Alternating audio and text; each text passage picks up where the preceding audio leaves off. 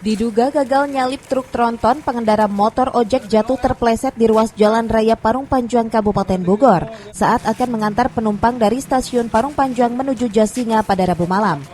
Akibatnya satu orang penumpang tewas terlindas truk, namun pengendara motor berhasil selamat. Sementara dari olah TKP unit Laka Lantas, kecelakaan ini diduga akibat pemotor yang menghantam lubang jalan saat berusaha melewati truk di depannya. Sementara itu, penumpang ojek Malang ini tewas di tempat usai jatuh terlindas roda truk di Jalan Raya Parung Panjang. Akibatnya keluarga korban yang mendatangi rumah sakit sontak histeris saat melihat jenazah korban dalam kondisi mengenaskan. Sebelumnya, korban diketahui menumpang ojek dari stasiun Parung Panjang untuk diantar pulang ke rumahnya di kawasan Jasinga. Nahas dalam perjalanan kendaraan ojek mengalami kecelakaan. Kan mobil dari sono. Oh, ya. Dari sono. Oh. Banyak orang. Oh. Saya lihat di sini. Oh. Udah di situ.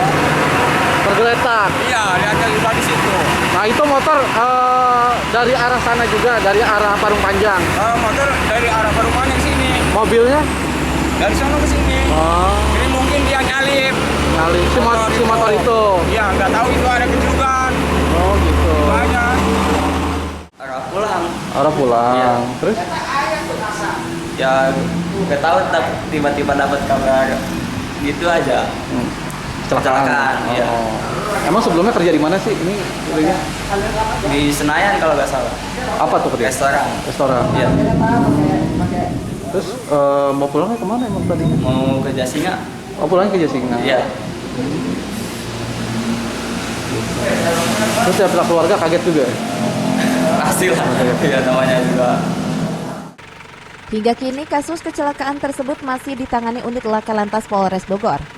Selain mengamankan pengemudi ojek dan supir, petugas juga menyita barang bukti 1 unit truk serta motor. Sementara jenazah korban langsung dievakuasi ke rumah duka untuk dimakamkan oleh pihak keluarga.